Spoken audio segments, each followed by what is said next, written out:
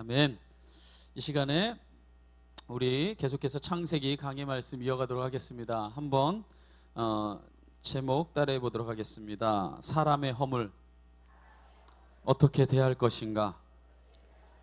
사람의 허물 어떻게 대할 것인가 라는 제목을 가지고 함께 이 시간에 창세기 9장의 말씀 이어가도록 하겠습니다.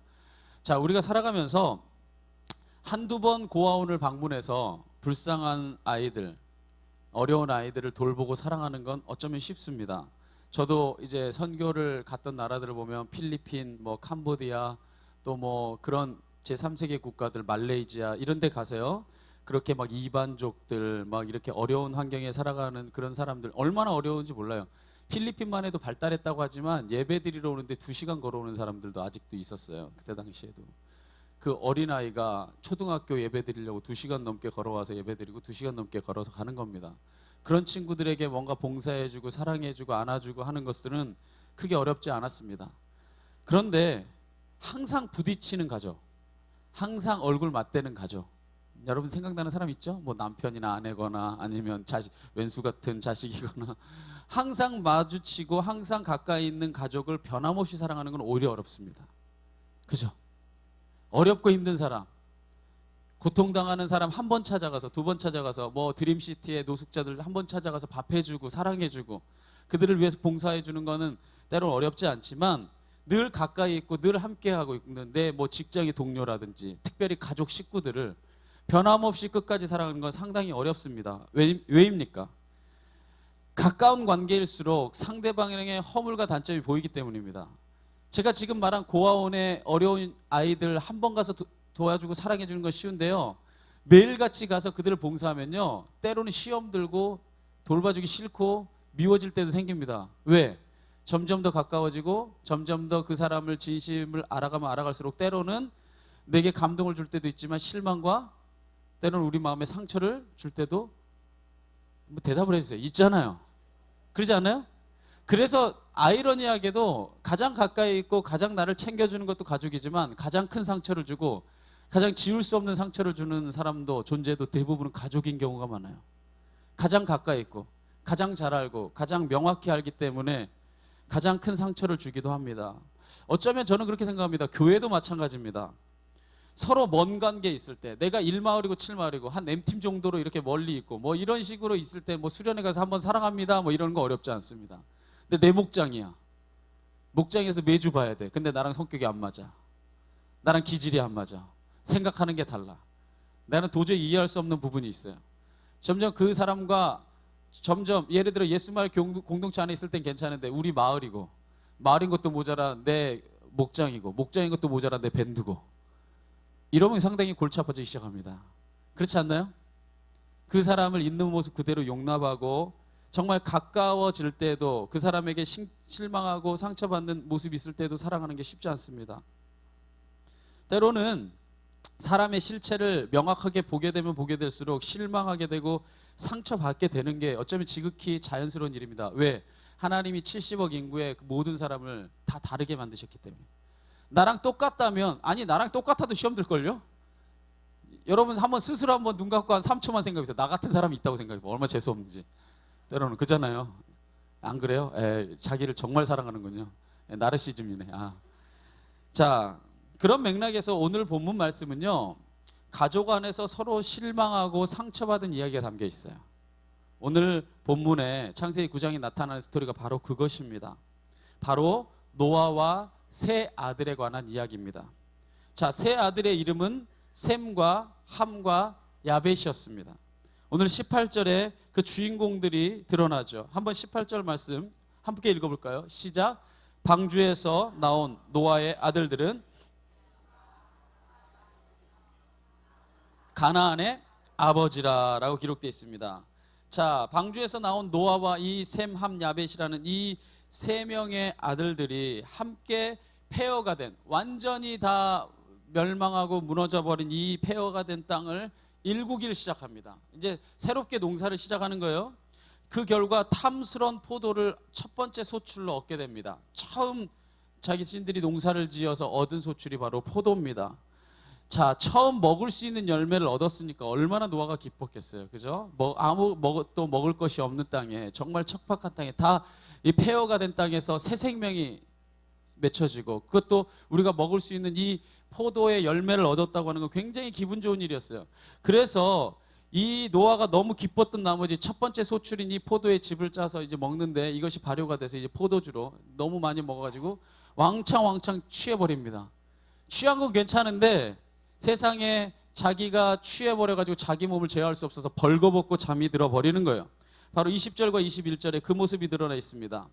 자, 20절을 보면 노아가 농사를 시작하여 포도나무를 심었더니 포도주를 마시고 뭐 하여서?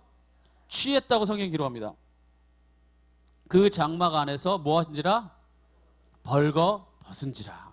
옷을 벗고 자는 이런 모습을 보입니다. 자, 어떻게 하나님 앞에서 의인이고, 창세기 6장 9절에 보면은 하나님 앞에 의인이고 하나님과 동행하는 완전한 자라고 칭함을 받았어요. 창세기 6장 9절에. 그랬던 이 노아가 어떻게 이런 정말 그 부끄러운 일을 범할 수 있었을까? 저는요, 여기서 매우 중요한 사실 한 가지를 깨닫게 됩니다. 중요한 사실은 뭐냐? 노아가 의인이요, 하나님 앞에 완전한 자라고 인정받을 수 있었던 것은 노아 자체가 완전 무결하기 때문이 아닙니다. 완전 무흠하기 때문이 아니에요. 만약에 그랬다면 그 어떤 인생의 오점도 노아에게는 없어야 돼요. 그래야지 완전한 자죠. 그래요, 안 그래요? 그렇잖아요. 완전히 무결하고 완전 무흠하다면 그 어떤 오점도 없어야죠. 그렇지만 노아는 그러지 못했습니다. 아니요, 노아만 아니라 성경에 나타나는 모든 위인들은 나름대로 하나님 앞에 살아가지만 또 나름대로 허물과 단점들이 다 있습니다. 아브라함은 아브라함대로, 아브라함 생각하면 아브라함의 허물들 생각나는 거 있잖아요. 그죠? 이삭은 이삭대로, 아버지 똑 닮아가지고 아내 똑같이 팔아먹잖아요. 그죠?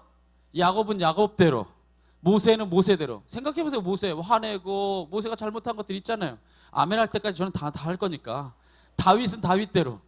다윗도 그렇잖아요. 그죠? 밧세바를 뭐죠? 범하고 우리아를 죽이고, 그들이 하나님 앞에서 정말 열심히 살아갔던 모습은 있지만 또한 그들이 나름대로 오점이 있고 허물들이 있었던 것을 또한 부인할 수 없습니다.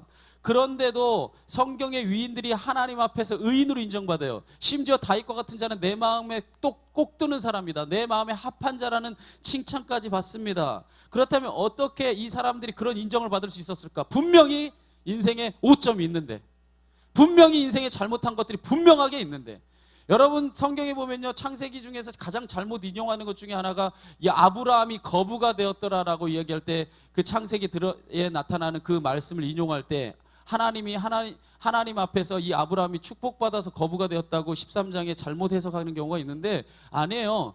제가 예전에도 창세기 강의한 적이 있지만 여러분 창세기 13장 올 때 한번 보십시오. 그게 하나님한테 복받아서가 아니라 누구 팔아먹어서, 아내 팔아서 바로한테 받은 선물들이에요.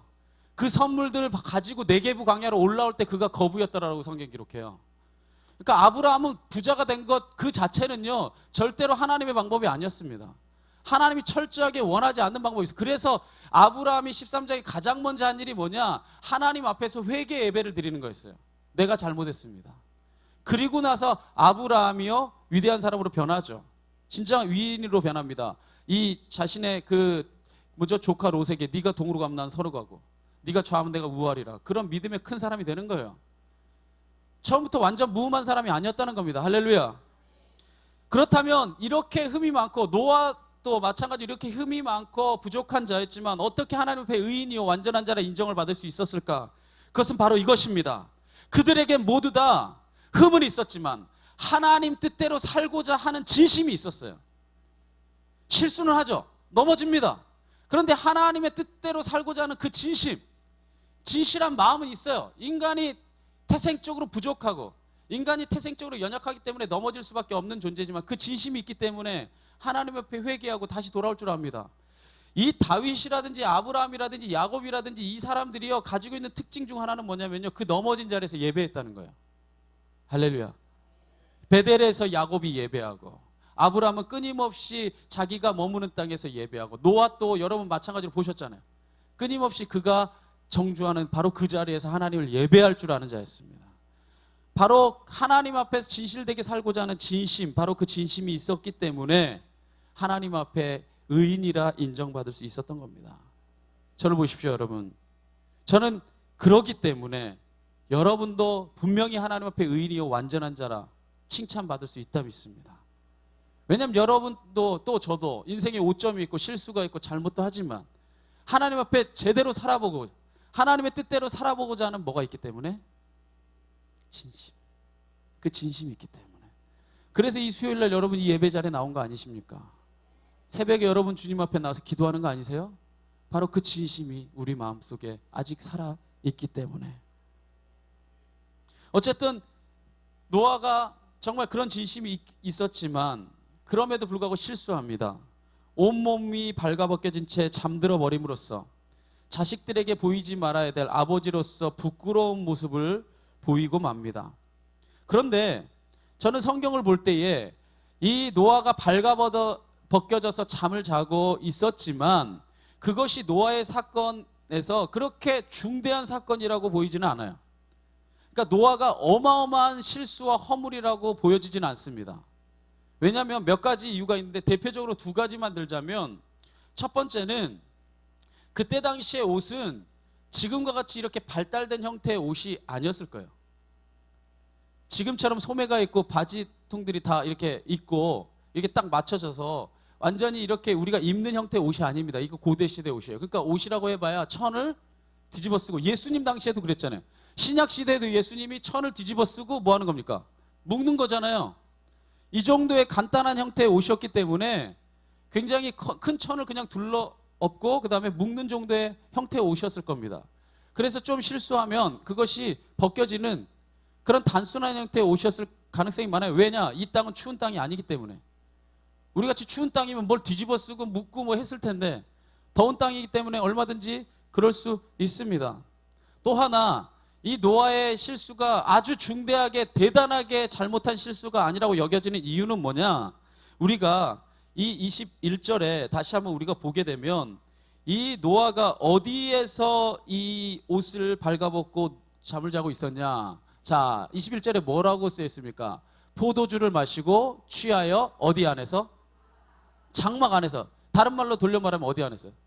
집 안에서. 집 안에서 옷이 발가벗겨진 채 자는 형태였다는 겁니다. 여러분, 집에서 옷 벗고 자는 연예인도 많대요. 저 예전에 진짜 깜짝 놀란 적 있어요. 진짜 까무짝 놀랐어요. 뭐였냐면은 여기 지금 우리 꿈터 있었던 자리 있잖아요. 이쪽 새로운 건물. 그거 있기 전에 예전에 우리 지금 목사님들 살던 성교관 있고 그 옆에 2층짜리인가 건물 있었던 거 기억나시죠? 거기 교육부 사무실로 쓰고 왼쪽에는 그 성교부 그 전도사님들이 사무실로 쓰고 했었던 그때 그 2층 그 기억나시죠? 오래 다니시는 분이. 거기 교육부 사무실에 철야예배 끝나고 그러면 이제 청년들이 집에 못 가는 청년들이 자기도 하고 그랬는데 한 청년이 거기 잤어요. 근데 토요일 날 내가 들어간 거야. 토요일 날 들어가 아무 생각 없이 문 열고 확 들어갔는데 세상에 웃옷은 입고 있는데 바지를 다 벗고 자고 있는 거야. 진짜 지금 생각해도 깜짝 놀라. 오, 진짜 조인성도 아니고 진짜 정말 이 하체 살이 찐 애가 벗고 자고 있어. 근데 얘가 보니까 왜 깜짝 깨웠죠. 그 여자가 들었으면 난리 날 뻔했어요. 시험 들 뻔했어요. 조인성도 아니고. 그래서 제가 깨워갖고 너 왜 그러냐 그러니까 얘가 버릇이래요. 더우니까 자기도 모르게 집인 줄 알고 벗고 자버린 거예요. 세상에 노아가 거기 현대판 노아가 거기 있어요. 제가 이름 얘기하면 다 합니다. 인권을 위해서 내가 이름 얘기 안 할게요. 독특한 애가 한 명 있었어요. 그러니까 보세요. 노아가 이렇게 옷을 벗고 잤다라고 하는 게 만약에 백주 대낮에 길바닥에서 그랬다고 한다면 굉장히 수치스러운 얘기입니다. 근데 장막 안에서, 집 안에서 실수로 옷을 벗고 잤다. 물론 잘한 거 아니에요. 취하여서 그랬기 때문에 더더욱 잘한 건 아닙니다. 그런다 할지라도 온 세상 팔방에 그 소문내서 이 사람의 허물이 이렇게 크다라고 이야기할 만큼 그렇게 잘못된 것도 또한 아닙니다. 얼마든지 덮어줄 수 있어요. 저같이 깨워가지고 옷 입으세요라고 할 수도 있는 겁니다. 할렐루야? 그렇잖아요. 그런데 문제는 뭐냐? 진짜 문제는 이겁니다. 아무것도 아닐 수 있었던 일을 아들 함이 큰일로 만들어버린 거죠. 뭐 하는 순간? 소문내는 순간. 그건 뭐가 돼버리기 시작해요? 수치가 되기 시작합니다. 그냥 한만 알고 덮어줬거나 그냥 입혀줬거나 아니면 거기서 일을 끝냈더라면 그냥 그 관계 일로 끝나고 말았을 일을 소문내기 시작하는 순간에 이거는 큰일이 돼버렸습니다. 그래서 22절에 보면 이렇게 기록하고 있죠. 한번 22절 다 같이 읽어볼까요? 시작.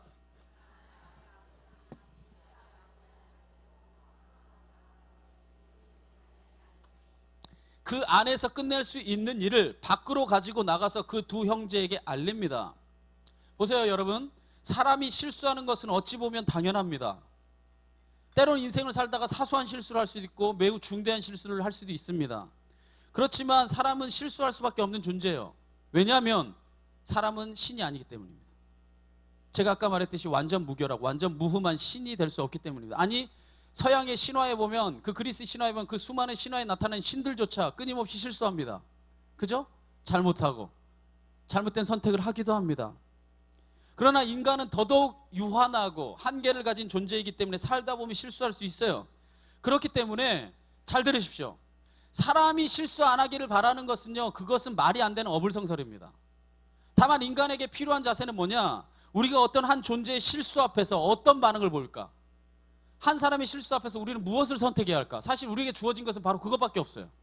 한 어떤 존재가, 내가 믿고 있는 존재가, 내가 따르는 존재가 절대로 실수하지 않기를 바라는 것은요, 그건 욕심이고 이루어질 수 없는 일입니다. 다만 우리가 어떻게 반응하고 어떻게 선택할 것인가만 주어져 있는 거예요. 자, 그렇다면은 이 노아의 실수 앞에서 이 두 부류, 함과 그리고 셈과 야벳, 이 두 부류의 아들들이 어떻게 반응이 다르게 나타나는가? 자, 함은 그 아버지의 수치를 가서 소문을 내서 알려버립니다. 그런데 그것이 바로 함의 결정적인 잘못이었어요.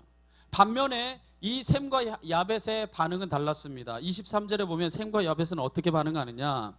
셈과 야벳이 옷을 가져다가 자기들의 어깨에 메고 뒷걸음질 쳐 들어가서, 앞으로 안 걸어가고 어떻게 갔다고요? 뒷걸음 쳐 들어가서 그들의 아버지의 하체를 덮었으며 그들이 얼굴을 돌이키고 그들의 아버지의 하체를 뭐하지 아니하였다. 이 말은 뭔 말입니까? 허물을 덮어주고 허물을 보지 않으려고 노력했다는 거예요. 허물을 품어주려고 했다는 겁니다. 그러니까 아버지의 허물을 들춰내기보다는요, 가만히 덮어주고 품어줘 버린 겁니다. 이 사건으로 인해서 허물을 가려준 셈과 야벳은 축복을 받지만 허물을 들춰낸 함은 이 아버지 노아의 저주를 받습니다. 그래서 24절과 25절에 보면 이렇게 기록하죠. 노아가 술이 깨어 그의 작은 아들이 자기에게 행한 일을 알고 화가 난 거죠. 이에 이르되 뭐라 말합니까? 가나안은 저주를 받아 그의 형제의 종들의 종이 되기를 원하느라. 인간의 이기적인 특성 중 하나는 뭐냐면 자신의 잘못은 잘 보지 못하면서 남의 작은 잘못은 민감하게 반응한다는 거예요. 나의 잘못은 잘 깨닫지 못하면서 남의 잘못은 너무나 잘한다는 겁니다.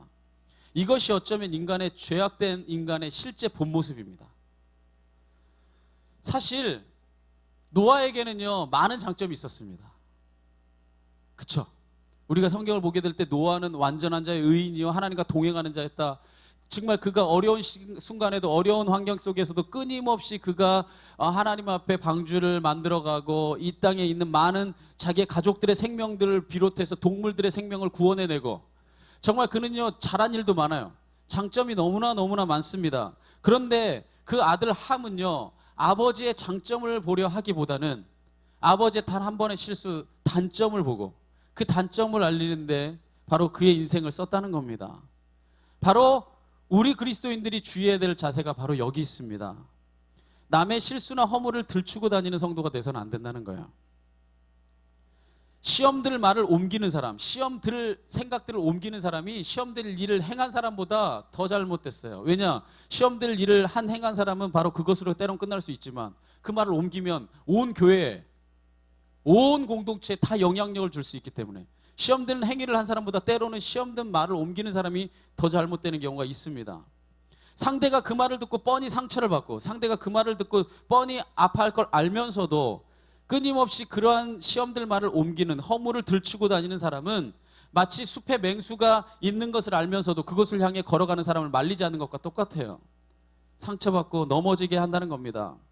그래서 남의 잘못과 허물을 들춰내기를 좋아하는 사람은 함과 같이 사람의 종이 됩니다. 근데 여기서 사람의 종이 된다고 할 때 여러분 절대로 이런 오해하지 마십시오. 여기서 무슨 야벳은 뭐 백인이고 뭐 셈은 뭐 황인이고 뭐 이런 뭐 함은 뭐 흑인이고 이런 식의 해석은 절대로 듣지도 생각하지도 마세요. 세상에 존재하는 종족은요 3가지 종족밖에 없는 거 아닙니다. 까만 것도 얼마나 다른 줄 아세요? 초콜릿색, 진짜 연탄같이 까만색도 얼마나 많은데, 하얀색도요 여러분 아시죠? 독일 사람들 생긴 스타일 다르고요, 뭐 이태리 사람들 생긴 스타일 다르고, 황인종도 우리는 중국 사람 알아보잖아요. 저 미국에 있을 때 일본 사람은요 말 안 해도 알아요. 이빨 생긴 거 보면 알고요, 생긴 게 벌써 달라요. 수염 나오는 것도 다르고요, 다 알아요. 미국 같은 데 있으면요 일본에 중국에 거의 다 티가 납니다. 여기서 이 함이 종이 된다고 하는, 여러분 그래서 생각해 보세요. 아빠 허물을 한 번 들춰냈다고 세상에 수천 년 수만 년에 걸쳐서 종이 되고 막 그렇게 막 매 맞고 막 팔려가고 그렇게 사는 인생이 된다는 게 말이 됩니까? 성경을 그런 식으로 해석하면 안 돼요. 그러면 늘 남을 상처 주고 죽이는 무기가 됩니다. 여기서 우리가 돌아봐야 되는 것은 이 부정적인 마음의 종이 된 거예요. 다른 사람의 허물을 들추고 다른 사람들의 상처를 덮는 자가 아니라 다른 사람의 상처를 내고 많은 사람들을 아프게 하는 부정적인 이 마음의 종이 된 겁니다. 자, 여기서 우리는 이 다른 사람을 비난하고 단점만 보고 그 문제에 매여서 사는 종이 될 것인가, 아니면 그 사람에게 그럼에도 불구하고 있는 장점을 보고 그 사람의 허물을 가만히 덮어줄 것인가. 우리가 많이 때로는 듣는 예화 중에 이런 예화가 있습니다. 두 수도승이 순례길을 가고 있었어요. 두 수도승이 순례길을 가다가 강둑에 이르렀을 때 한 여성이, 아름다운 여성이 정말 아름다운 옷을 입고 서 있습니다. 이 강을 건너자니 이 옷을 입고 건너갈 수가 없고 두렵고, 그래서 어떻게 할지 몰라서 발을 동동거리고 있을 때 이 두 수도승이 걸어가다가 그 여자를 발견하고 한 수도승이 기꺼이 그 여자를 업어서 강 건너편으로 내려다 줍니다. 그리고 두 수도승이 계속 걸어가요. 한참을 걸어가다가 그 반대편에 있던 수도승이 갑자기 얘기합니다. 아니 여보게, 어떻게 여자의 몸에 손을 댄단 말이야. 그건 분명히 옳지 않은 행위예요. 그것은 계율을 어기는 행동이었어. 어떻게 수도승으로서 여자의 몸을 만지는 그런 불륜한 일을 행할 수 있단 말이요. 그렇게 이야기합니다. 그러자 여성을 업고 강을 건너다 준 수도승이 말없이 있다가 그 상대 동료 수도승에게 이렇게 말합니다. 난 그 여성을 1시간 전에 강둑에다 내려놓고 왔거늘 자네는 아직까지 마음속에 품고 있구려. 무슨 얘기입니까? 그 상대방은 진심으로 그 여인을 도와주는 것으로 끝내고 걸어갔는데 이 사람은 그 사람이 잘못한 행위, 그 팩트 하나에, 그 사실 하나에 꽂혀서 계속 스스로 상처받고 스스로 고민하고. 여러분 대부분의 상처는 그렇게 스스로 받잖아요. 자가 발전하잖아요. 우리 오이택 목사님 말씀처럼 스스로 생각하고 막 스스로 이성적으로 생각하고 감정이 역동해서 막 의지적으로 막 불구락 푸르락 씩씩. 상처의 대부분은요 자기 스스로 받는 거야. 그죠? 이렇게 남의 단점과, 이 예화처럼 남의 단점과 약점만 보는 사람은 그 문제에 살아가는 종이 됩니다. 그 문제에 매여 살아가는 그런 종이 되는 거예요. 여러분에게 묻습니다. 여러분은 어떤 사람입니까? 비난의 종입니까? 아니면 남의 허물까지도 감싸 안아주는 포용의 사람입니까? 할렐루야. 포용의 사람이 되십시오. 그래야지 이 교회가 하나 될 수 있습니다. 그래야지 이 교회가 바로 설 수 있습니다. 허물을 들추고 다니는 사람이 부정한 마음의 종이 되는 것과 반대로 허물을 덮어주고 많은 사람들 포용해주고 그 사람 있는 그대로 인정해주는 사람은 마침내 복의 사람이 됩니다. 그래서 노아가 이렇게 복을 내리죠. 26절과 27절에 한번 다 같이 읽어봅시다. 시작.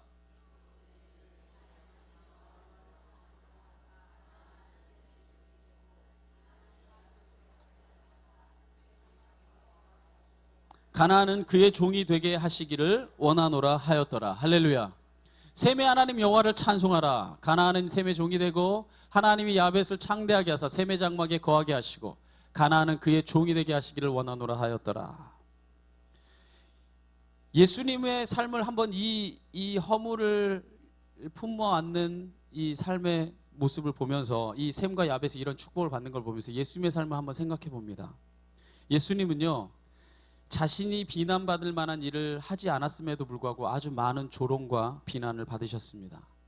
자신을 따르던 제자들이 다 떠나가고 심지어 자신의 가족들까지도 외면하고 더더욱 자기가 직접 치유해주고 고쳐주었던, 고침을 받았던 군중들까지도 십자가에 못 박으라고 야유를 퍼부을 때에 예수님은 그들의 있는 허물을 그대로 품어주셨습니다. 그리고 십자가 위에서 무엇이라 마지막으로 말씀을 남기십니까? 하나님, 저들의 죄를 사하여 주시옵소서. 이유는 뭡니까? 저들이 지금 비록 허물이 있고, 저들이 비록 지금 잘못하고 있고, 저들이 비록 지금 하나님의 아들을 지금 못 받고 있다 할지라도 저들이 자기들이 하는 일을 모르고 있습니다. 실수와 허물이 있지만 자기들이 하는 일이 분명히 무엇인지 모르고 하는 행위이기 때문에 하나님 용서해 주시고 저들을 용납하여 주시옵소서. 할렐루야. 바로 그 말씀을 예수님께서 던졌을 때 그가 비로소 이 온 세상을 향한 구원의 주님이 되셨어요. 생명의 주님이 되신 줄 믿습니다. 이런 모습이 우리에게 있어야 됩니다. 그리할 때 우리의 삶에서 구원의 소식, 구원의 메시지, 구원의 기쁨이 나눠질 줄 믿습니다. 그런데 제가 이 말씀을 이제 다 정리하면서 여기서 한 가지 매우 주의해야 될 게 있습니다. 저는 이것을 꼭 여러분에게 짚고 넘어가고 싶어요. 제가 이 말씀을 전하면서 크리스찬이 타인의 허물을 품는 자가 되어야 된다고 할 때에 그것은 잘 들으십시오. 옳고 그름을 떠나서 무조건 품어주라는 의미가 아닙니다. 이건 잘 들으셔야 돼요. 예수 믿는 자들이 착각하는 게 바로 이 지점입니다. 옳고 그름을 떠나서 무조건 품어주라는 것, 이것은 절대로 성경이 말하는 허물을 덮어주라는 게 아닙니다. 허물이라고 해서 다 같은 허물이 아닙니다. 자신의 의도와 상관없이 실수하게 되는 허물들이 있어요. 노아처럼 잘못했죠. 취하여서 온몸이 발가벗겨지고 이런 실수는 있을 수 있습니다. 자신의 의도와 상관없이 이런 실수하는 허물들이 있는 반면에 자기의 유익을 위해서, 자기의 이익을 위해서 타인을 이용하고 타인을 심지어는 악용함으로써 그들을 넘어뜨리게 하고 자기가 올라서려는 그러한 잘못들과 그러한 실수들이 있습니다. 그런 허물들은 밝혀서 시시비비를 가려주는 것이 크리스천이 마땅히 할 일입니다. 그러니까 여러분들 허물들을 똑같은 허물로 보지 마십시오. 저 사람의 정말 한 사람의 어떤 실수나 잘못이냐 덮어주셔야 돼요. 그러나 그것이 자기의 유익을 위해서 누군가를 끊임없이 악용하고 이용하는 것이냐, 그럼 그 허물은 밝혀서 바른 길을 가도록 인도해 줘야 됩니다. 그래야지만 아모스에 말하듯이 정의가 물같이 공법이 하수같이 이르는 하나님 나라가 세워질 수 있기 때문입니다. 자, 예를 들어 볼게요. 노아의 예처럼 자신의 무지나 잘못 때문에 범하는 허물들이 있습니다. 예수님이 십자가에 달릴 때에 자, 예수님을 이용하고 악용하기 위해서 제자들이 떠난 거 아닙니다. 제자들은 예수님의 십자가의 길의 의미를 명확하게 알지 못했어요. 또한 뭐 했기 때문에 떠납니까? 두려워서. 같이 잡혀 죽을까 봐 두려워서 떠난 겁니다. 그래서 예수님이 저들이 자기가 하는 일을 모르고 있습니다라고 제가 아까 말했듯이 모르고 한 일이에요. 바로 그러한 허물들, 자기가 뭐 잘 먹고 잘 살기 위해서가 아니라 자기가 두려워서, 자기가 어쩔 수 없이 넘어진 인간의 성정을 가졌기 때문에 두려워서 넘어진 바로 그러한 허물들은 예수님이 있는 그대로 품어주셨어요. 그래서 부활 후에 가장 먼저 누구에게 나타났냐? 제자들에게 나타났어요. 바로 그 실수한 제자들, 허물 많은 제자들에게 나타나서 너희에게 뭐가 있으라? 평강이 있으라. 다 품어주신 거예요. 니네 잘못 없다, 괜찮다. 그리고 40일 동안이나 저들을 가르쳐 주시고 마침내 성령을 받았을 때야 자기가 어떤 길에 서 있는지를 비로소 제자들이 깨닫게 됐습니다. 그리고 바른 길을 걸어간 줄 믿으시기 바랍니다. 이런 허물은 우리가 품어줘야 돼요. 품어주고 감싸주고 덮어줌으로써 더 성숙한 하나님의 자녀가 될 수 있도록 예수님이 당신의 자녀들을 품어준 것처럼 디베라 바닷가에서 저들이 아무것도 바른 길을 몰라서 저들이 아무 의미 없이 그물질을 하고 있을 때 저들을 오게 하셔서 조반을 먹이시고 저들에게 하나님의 사랑을 가르쳐줬던 요한의 아들 시몬아 내가 나를 진정 사랑하느냐 물으심으로써 저들의 사명을 일깨워 주셨던 바로 이 허물을 덮어주는 예수님의 사랑이 우리에게 있어야 됩니다. 제가 어느 목사님의 설교문을 읽다가 참 예화 중에 실화라 그래요. 너무 가슴 아픈 실화를 본 적이 있습니다. 그 실화가 뭐냐면 한 여인이 뭐 기구한 운명 때문에 여러 가지 사정 때문에 몸을 파는 그런 자리에서 자기 젊은 시절을 다 보냈어요. 그러다가 이 전도하는 사람을 만나서 어떻게 하나님의 복음을 받아들이게 됐습니다. 그래서 자기의 삶이 정말 부끄럽고 이렇게 살 수는 없다. 자기 몸을 팔면서 이렇게 자기의 마지막 인생을 연명할 수 없다 생각해서 자기가 살고 있는 지역을 떠나서 한참 멀리 떠나서 다른 지역에 자리를 잡습니다. 다른 지역에 자리를 잡고 그곳에 있는 교회를 나가기 시작해요. 자기가 이제껏 살아왔던 이 죄악된 이 삶의 모습들, 우리 성경에 나오는 그 창녀의 모습처럼, 그 가늠하다 붙잡힌 그 여인의 모습처럼 자기의 삶이 너무나 부끄럽다 생각해서 하나님 앞에 이 큰 사랑을 주신, 나에게 구원의 은혜를 베풀어 주신 이 하나님의 사랑에 단 한 부분이라도 갚아주고자 정말 최선을 다해서 하나님 앞에 봉사합니다. 주님의 전에 매일 나와서 하나님 앞에 봉사하고 교회 성전을 깨끗하게 하고 정말 자기의 모든 삶을 들여서 정말 자기의 그 마음에 있는 죄책감 때문에라도 더더욱 주님을 사랑하는 마음으로 살아갑니다. 그런데 안타깝게도 그 교회에서 어떤 한 사람이 우연한 기회에 그 지역을 여행 갔다가 그 사람에 대한 소문을 듣게 되고 그 여인이 어떤 일을 하던 사람이었는지 알게 됩니다. 실화예요. 어떻게 된 줄 아세요? 교회에 왔어요. 한 사람 한 사람씩 소문을 내기 시작합니다. 이런 여자였대. 이런 여자였대. 어느 날부턴가 자기를 보는 눈빛이 달라지는 걸 느낍니다. 어느 날부턴가 자기를 대하는 그런 어떤 이 사람들의 마음이 차가워진 것을 느끼게 됩니다. 그리고 그 여인이 마침내 그 소문을 듣게 되죠. 마침내 그 여인이 자살하게 됩니다. 어느 목사님에게 나왔던 설교에 나왔던 실화 예화입니다. 교회가 사람을 죽였어요. 예수님은 살리려고 불러왔는데 우리의 그러한 모습들이 누군가를 얼마든지 죽일 수 있다는 겁니다.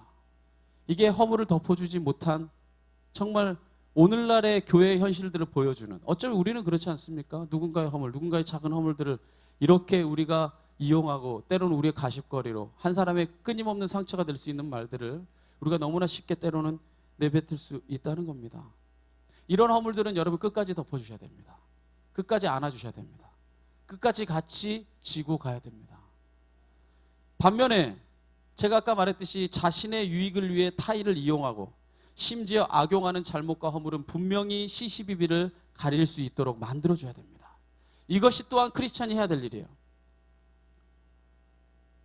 제가 얼마 전에 제보자라는 영화를 봤습니다. 여러분 성경만 보시니까 안 보시겠지만 지난주엔가 개봉이 돼서 얼마 안 됐어요.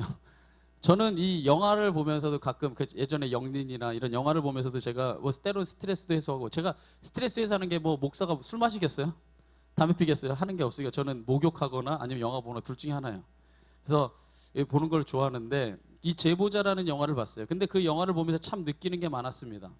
그 영화의 내용을 뭐 아주 간단하게 뭐 설명하자면 전 세계적으로 촉망받는 한 과학자가 절대 권력을 가집니다. 엄청난 사람들의 그 인기와 또 사람들이 이 사람에게 바라는 이 어떤 것들이 있어서 이 사람이 아주 선망의 대상이 됩니다. 그래서 이 사람이 모든 언론과 또 권력을 등에 업고 또 대다수 국민들의 이 인기들을 한 몸에 받으면서 절대 권력을 갖게 됩니다.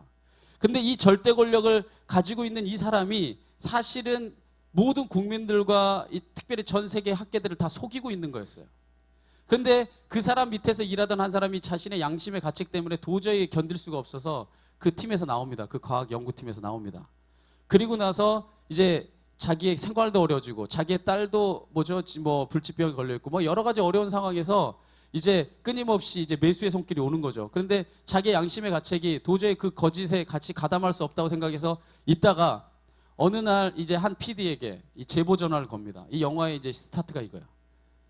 내가 한 가지 제보를 하겠는데 믿어주겠습니까? 그리고 이 진실을 밝혀주겠습니까? 라고 전화를 걸어요. 자, 그러면서 하는 얘기가 뭐냐면 이 사람이 하는 말들이 다 거짓말입니다. 이걸 밝혀주십시오. 그래서 이 권력자가 가지고 있는 이 거짓된 이 진실들을, 이 진실이라고 믿고 있는 이 거짓들을 이 한 PD가 밝혀내기 위해서 이제 열심히 뛰는데, 자, 시간이 지나가면서 점점 이 권력자가 거짓으로 점철된 삶을 살았다는 것을 사람들이 한 사람 한 사람씩 알게 됩니다. 근데 한 사람씩 한 사람씩 알게 되는데 그 누구도 그 거짓을 밝히려고 하지 않아요. 왜냐하면 그 거짓을 밝히려고 하는 그 사람의 배후에는 청와대로, 이게 사실 실화를 배경으로 한 영화인데 청와대에서 실제적으로 이 영화에서 나타나는 것보다도 훨씬 더 큰 권력이 있었대요. 청와대에서 실질적으로 위협하고, 그리고 모든 언론들, 방송 매체를 비롯한 모든 언론들이 이 사람 편이고, 그리고 심지어 대다수의 국민들도 바로 이 사람 편입니다. 그렇기 때문에 그 사람의 이 거짓을 밝혀내는 순간에 시련의 불구덩이에 들어가는 것 같은 거예요. 그러니까 이 절체절명의 순간에 이 권력자의 비리를 밝혀야 되는데 점점 내몰리게 됩니다. 진실은 점점 더 아이러니하게 밝혀져 가는데 사람들이 이 진실을 밝혀낸 사람 점점 더 내몰려지는 거예요. 이제 사회에서 완전 매장당하게 돼 있어요. 막 사람들이 막 집에다 돌 던지고 막 난리가 납니다. 그래서 마침내 이 극단에까지 치달았을 때에 이 두 사람이 만납니다. 제보를 했던 사람과 그리고 이 제보를 듣고 이 취재를 행했던 두 사람이 만나요. 거기서 명대사가 나와요. 감동받았어요. 멱살을 잡습니다. 이제 자기들이 완전히 이제 궁지에 몰렸으니까 이 PD가 뭐라고 얘기했냐면 난 당신의 제보 때문에 내 모든 걸 걸고 여기까지 왔어. 당신 진짜 진실을 말한 거야. 막 외칩니다. 연기 잘하나요? 내 모든 걸 걸고 여기까지 왔어. 너 진짜 진실을 말한 거야. 막 소리를 칩니다. 왜냐하면 진짜 모든 걸 걸고 왔거든요. 그때 이 제보자가 한마디를 외칩니다. 딱 뿌리치면서 하는 말. 당신은 모든 걸 걸고 여기까지 왔는지 몰라도 나는 모든 걸 버리고 여기까지 왔다. 내 딸, 내 명예, 내가 누릴 수 있는 모든 권력 다 버리고 여기까지 왔다. 단 하나 난 진실을 말했다. 참 아이러니한 것은 뭐냐? 대다수의 사람들이 진실을 알기 원하지 않는다는 거예요. 왜냐하면 그 권력자가 말하는 그 거짓의 허상에 있는 게 훨씬 더 안전한 거예요. 그리고 그 허상의 꿈을 쫓는 게 훨씬 더 달콤한 겁니다. 그래서 많은 사람들이 진실을 오히려 알고 싶어 하질 않습니다. 왜냐? 그 거짓이 오히려 더 희망적이기 때문에. 끝까지 버티다 이 권력자가 이제 영화의 막판에 치달으면 이제 자신의 거짓이 한계에 다다른 걸 느끼게 됩니다. 이제 거짓으로 계속해서 점철됐지만 이제 영화의 막판에서는 자기의 모든 거짓들이 이제 밝혀질 순간이 바로 코앞에 오게 된 거예요. 바로 그때에 그 과학자가 이런 대사를 읊조립니다. 뭐라고 이야기하냐면 멈출 수가 없었어. 멈춰야 할 때를 지나다 보니 여기까지 왔다. 사람들이 더 많은 걸 원하고 내가 이걸 이야기하면 더 많은 걸 원하고 더 많은 걸 원하니까 멈출 수가 없었다는 겁니다. 자기의 이 잘못을 처음엔 작은 허물이었는데 멈출 수가 없어서 계속해서 멈춰야 될 때를 지나서 더 환상, 더 큰 환상, 더 큰 인기를 얻기 위해 무엇인가를 말하고 무엇인가 사람들에게 보여주고 그렇게 하다 바로 자기가 여기까지 파멸의 순간까지 왔다고 이야기하는 겁니다. 저는 여러분에게 이걸 말하고 싶습니다. 크리스찬이 해야 될 일은 바로 멈춰야 될 때 멈출 수 있도록 도와주는 거예요. 세상의 부정과 불의에 때로는 우리가 모든 걸 버리고 모든 걸 걸고 모든 걸 버리고서라도 우리가 그것을 때로는 막아내는 것이 예레미야 선지자와 같은 마음일 것이요 바로 이사야 선지자 같은 마음일 것인 줄 믿습니다. 참으로 가슴 아픈 것은 제가 아까도 언급했지만 이 영화가 대부분은 실화를 바탕으로 한 영화라는 거예요. 누굽니까? 우리가 그렇게 우상에 맞지 않던 황우석 박사의 이야기입니다. 줄기세포를 통해서 새로운 세계가 우리에게 열릴 것처럼 이야기했던 그 모든 것들이 대부분이 허상이었다는 겁니다. 물론 이상근 박사가 말하는 그 줄기세포는 다른 분야의 줄기세포입니다. 이 줄기세포는 다른 얘기예요. 체내에서 직접 배출해내는 것과 다른 거지만 이 황우석 박사가 이야기했던 그 모든 것들이 결국에는 권력자의 편에 서서 그 모든 허물들이 끊임없이 백성들을 얼마나 많은 순간 속였습니까? 한국 사람이 젓가락질 잘해서 손으로 이런 걸 잘해서 뛰어나다 이런 말들이 다 그 영화의 서두에 나오는 바로 그 언급을 합니다. 우리가 그러한 때로는 거짓에 때로는 속을 때가 있다는 겁니다. 그런데 이 내용의 진위와 관계없이 어느 부분들은 허구도 물론 픽션으로 영화를 만들었기 때문에 허구도 있습니다. 그러나 가장 중요한 것은 뭐냐? 권력을 가진 자와 그 허물을 밝혀내고자 하는 이들 사이에 그 날선 대립을 아주 잘 그려냈다는 거예요. 그래서 제가 존경하는 사회 철학자 중 한 명인 미셸 푸코라는 이 철학자가 우리 사회의 이 돌아가는 메커니즘에 대해서 그가 통렬한 분석을 내는데 아주 한마디로 아주 대단한 아주 촌천살인 같은 분석을 내놓습니다. 그가 사실은 그의 책을 보면 이렇게 두꺼운데요. 그의 책의 내용의 핵심의 논지는 하나입니다. 그가 주장하는 바는 뭐냐? 진리와 권력의 중심은 늘 일치한다. 우리가 진리라고 생각하는 대부분의 것들이 사실은 절대 불변의 만고 불변의 진리가 아니라 사실은 권력 있는 자들이 끊임없이 양산해낸 진리라는 거예요. 그래서 이 권력 있는 자들이 진리를 양산해내고 그 힘을 가지고 끊임없이 수많은 대중들에게 그 진리라고 학습을 시키고 끊임없이 학습된 그 사람들은 그것이 진리라고 믿고 추종하고 따라감으로써 더욱더 그 세계가 공고하게 만들어 간다는 겁니다. 바로 그 극단적인 예를 제가 들어볼까요? 북한의 바로 주체사상. 북한의 공산주의가 바로 그런 겁니다. 우리들은 웃죠. 우리들은 말도 안 된다고 웃지만 바로 북한에 살고 있는 그 사람들은 김일성, 김정일, 김정으로 이어지는 그 세습 체제와 그 북한의 공산주의가 절대적으로 선한 것이다. 끊임없이 진리를 만들어내고 그 진리를 학습시키고 그 안에서 막 김정은 막 나타나면 울고 막 이러잖아요. 뭐 하나 하면 막 울고. 우리 아바이 막 수령 언제 아버지였어? 한 번도 아버지 적이 없었는데. 바로 그렇게 그들을 끊임없이 만들어 간다는 겁니다. 오늘날까지 그 사실 하나 때문에 얼마나 많은 사람들이 고통과 핍박을 당하고 있습니까? 그와 같은 허물은 들추고 들춰내야 됩니다. 그래서 다시 한번 강조하지만 하나님 믿는 신앙인들이 공법이 물같이 정의가 하수같이 흘리도록 만들어내야 됩니다. 그게 하나님 나라예요. 우리가 눈을 감고 그냥 외면하고 사는 것 아니에요. 우리가 오늘날에 지금은 절대 진리라고 전혀 생각하지 않는 것들, 여러분 이전에 끊임없이 만들었던 진리 몇 가지만 얘기해 볼까요? 여자는 인간이 아니다. 그래서 도저히 투표권을 줄 수 없다. 그게 1920년까지 미국 사람들이 생각하던 생각이에요. 서양 사람들이 빠르게 생각한다고 하지만 불과 100년도 안 됐어요. 여자가 투표권을 가진 게. 왜? 투표권을 왜 안 줍니까? 여자가 인간이 아니기 때문에. 그 사람들은 그걸 진리라고 생각했습니다. 그래서 여자를 사고 팔 수 있는 겁니다. 그래서 매춘과 매매가 얼마든지 가능할 수 있는 근거가 맞는 겁니다. 그러면 왜 그 신앙이 좋다고 하는 수많은 흑인들, 수많은 미국인들이 그렇게 많은 흑인들을 노예로 삼았을까요? 흑인은 인간이 아니다. 이거를 뭐라고 믿었어요? 진리라고 믿었던 겁니다. 불과 100년, 200년 전만 생각해 보십시오. 인간은 계급을 갖고 태어난다. 우리 한국 사람도 다 그렇게 생각했습니다. 양반이 있고 쌍놈이 있고 천민이 있다고 생각했어요. 바로 그때는요, 200년 전에는요, 그게 절대로 변할 수 없는 진리였습니다. 그러나 그게 진리예요? 진리가 아닙니다. 바로 그것은 인간이 가지고 있는 욕망의 허물이었을 뿐입니다. 할렐루야. 제가 강조하고자 하는 바는 무엇입니까?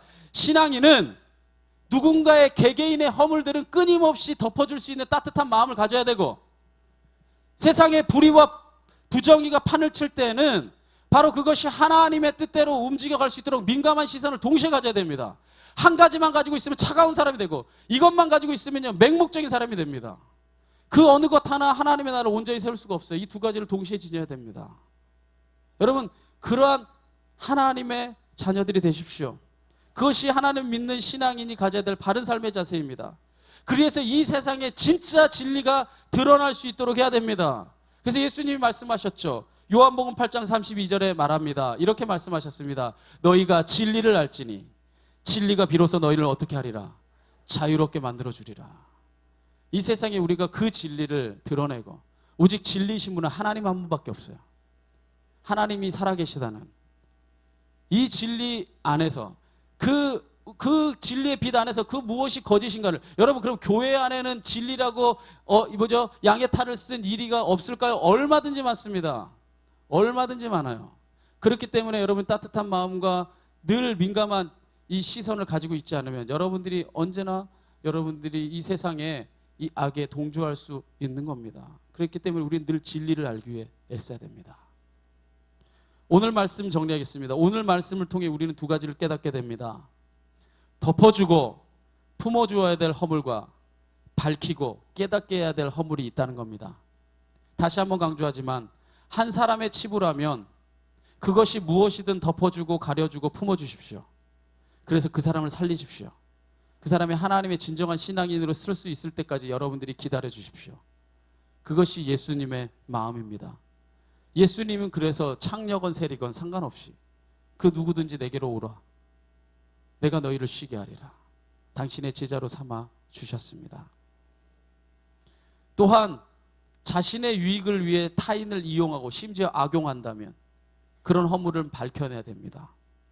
그래서 그 자리에 멈춰설 수 있도록 우리가 도와주어야 됩니다. 그것이 히틀러를 암살하러 달려갔던 보네퍼 목사님의 심정이었습니다. 보네퍼 목사님은 자기의 목숨을 걸고 마틴 루터가 종교개혁을 일으켰고 수많은 철학자와 목회자와 신학자들이 질비한 이 독일 땅에 온 세계를 죽음의 공포로 몰아넣는 바로 이 비극적인 악에, 여러분 생각해 보십시오. 독일이요 종교개혁을 한 나라예요.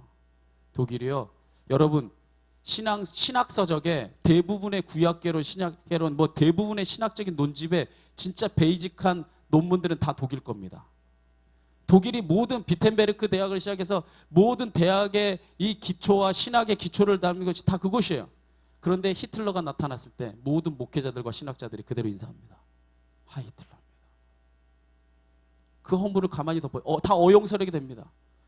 모든 히틀러의 이 죽임과 이 살육, 유태인을 향한 살인을 정당화하는 신학들을 만들어냅니다. 그게 없었던들 그 일을 할 수가 없어요. 왜? 독일은 개신교의 나라이기 때문에. 신앙의 나라에서 목회자와 신학자들이 그 신학적인 근거를 나타내주지 않았더라면 그 어떤 사람도 그 일을 마음껏 자행할 수 없어요. 그 일에 누가 앞장선 줄 아세요? 목회자. 신학자들이 앞장섰어요. 바로 많은 사람들이 그러한 허물을 가만히 덮어주고 그 허물에 앞장서서 나갈 때 보네포 목사님은 홀로 달려가다가 사형을 당하고 맙니다. 그런데 아십시오.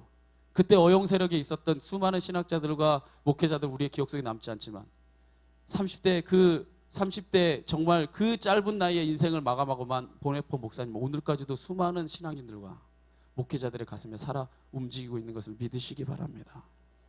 바로 그러한 따뜻한 마음과 민감한 시선을 가진 성도가 많아지면 많아질수록 예수말교회는 절대로 잘못되지 않습니다. 끝까지 하나님의 뜻을 도도하게 이 땅에 펼쳐나갈 아름다운 교회가 될 것입니다. 저는요 그러한 예수말교회 성도들이 정말 많아지기 원하고요. 바로 그 주인공이 누구보다도 여러분이 되길 원합니다. 그래서 제가 참 좋아하는 성경 구절 중에 하나인데 여러분에게 마태복음 10장 16절 말씀 우리 다 함께 한번 고백하면서 오늘 말씀 마무리 짓고자 합니다. 한번 다 같이 한번 읽어볼까요? 시작. 그러므로 너희는 뱀같이 지혜롭고 비둘기같이 순결하라. 뱀같이 민감한 시선을 가지고 세상의 진정한 하나님의 정의가 무엇인지 분별해내고 그러나 너희가 그러한 시선만 가지는 거 아니에요. 비둘기같이 순결한 마음으로 사랑하고 품어주고 용납할 때 하나님의 나라가 여러분의 삶 속에서 세워질 줄 믿습니다. 아무쪼록 이러한 아름다운 사역에 여러분 쓰임받는 존귀한 주의 자녀들이기를 진심으로 축원합니다. 우리 그러한 신앙의 고백을 담아서 다 같이 우리 한번 찬양할까요? 586장 함께 찬양하고